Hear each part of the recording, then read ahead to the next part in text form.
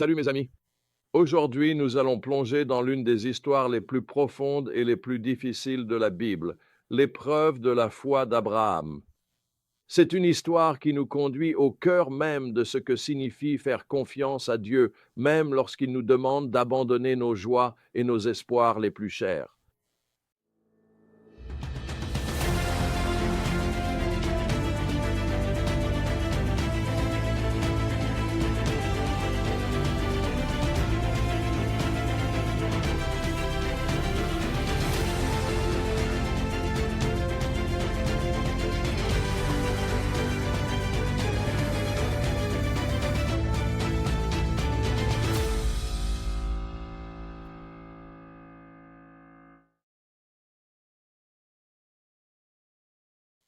Alors que nous abordons Genèse 22, Abraham et Sarah savourent l'accomplissement miraculeux de la promesse de Dieu. Isaac, leur fils tant attendu et adoré, grandit sous leurs yeux. Chaque jour est un rappel de la fidélité de Dieu. Chaque sourire, chaque rire montre sa puissance.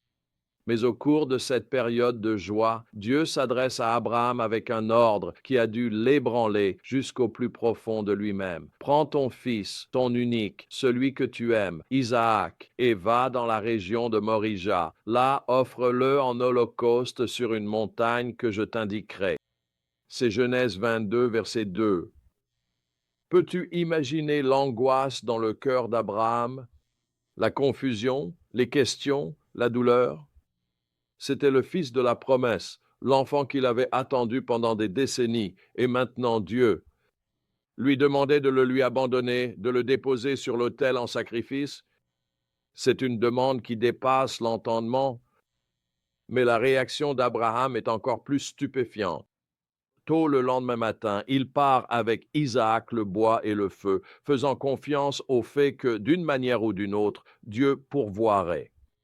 Alors qu'il gravissait la montagne, Isaac posa la question qui a dû trouer le cœur d'Abraham.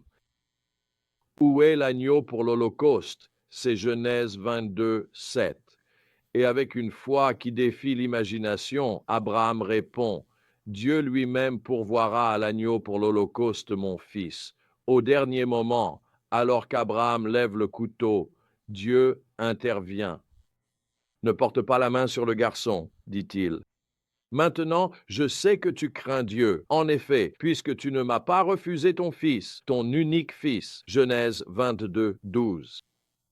Et là, dans les broussailles, Abraham trouve un bélier retenu par les cornes, la provision de Dieu, le substitut pour son fils bien-aimé. Mes amis, cette histoire est en vérité une préfiguration du plus grand acte d'amour de toute l'histoire humaine. Des siècles plus tard, sur une colline appelée Golgotha, Dieu offrirait l'agneau ultime, son propre fils, Jésus-Christ. Tout comme Isaac a porté le bois du sacrifice en montant la montagne, Jésus, lui aussi, porterait sa croix. Tout comme Abraham était prêt à offrir son fils bien-aimé, Dieu, lui aussi, donnerait son fils unique et précieux pour les péchés du monde.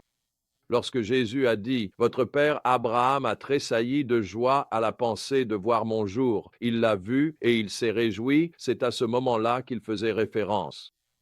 Abraham était heureux. Il a eu un aperçu de l'Évangile, un avant-goût de l'incroyable sacrifice que Dieu lui-même ferait pour notre rédemption.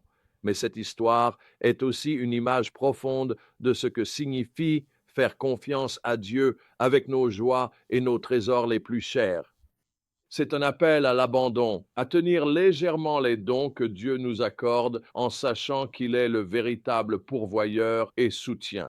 Je repense à une nuit, au début de ma marche avec Jésus, où j'ai été submergé par la prise de conscience de son amour pour moi, alors que je contemplais la croix. L'idée qu'il aurait pu faire descendre des légions d'anges pour se sauver lui-même, mais qu'il a véritablement choisi de mourir pour mes péchés, m'a mis à genoux. J'ai passé des heures cette nuit-là dans un endroit isolé, à pleurer et à adorer, émerveillé devant le Dieu qui a donné son propre Fils pour moi. C'est cela, le cœur du sacrifice. Non pas un abandon à contre-cœur, mais un renoncement joyeux à tout ce qui nous est cher, sachant que l'amour de Dieu vaut mieux que la vie elle-même. C'est reconnaître que tout don parfait vient de sa main et qu'il est digne de notre entière dévotion et confiance. À la fin de l'histoire, nous voyons le fruit de la foi d'Abraham. Dieu réitère sa promesse de le bénir et de rendre sa descendance aussi nombreuse que les étoiles et le sable. Même dans la tristesse de la mort de Sarah, Abraham fait l'expérience du respect et de la bienveillance de son entourage. C'était un témoignage du privilège que Dieu lui accorde dans sa vie. Alors, qu'est-ce que cela signifie pour nous aujourd'hui? D'abord, c'est un appel à s'émerveiller devant l'incroyable amour de Dieu qui n'a pas épargné son propre Fils, l'a livré pour nous tous.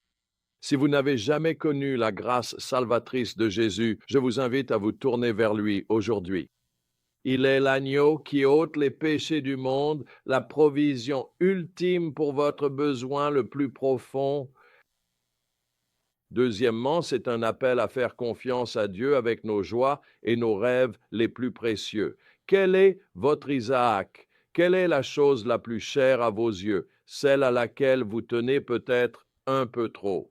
Dieu vous invite à la déposer sur l'autel, à croire qu'il est bon et que ses plans sont meilleurs que les vôtres.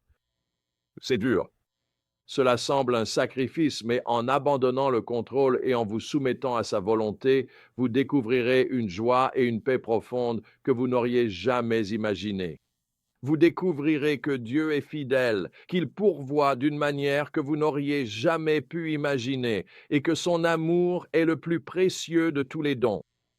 Alors, attachez-vous au Dieu qui donne et qui reprend, au Dieu dont les bontés se renouvellent chaque matin sans cesse. Attachez-vous peu aux choses de ce monde et fermement aux promesses de sa parole. Et vivez avec l'assurance joyeuse et profonde que tout comme il a pourvu un agneau pour Abraham, il a pourvu à tous vos besoins en Jésus-Christ.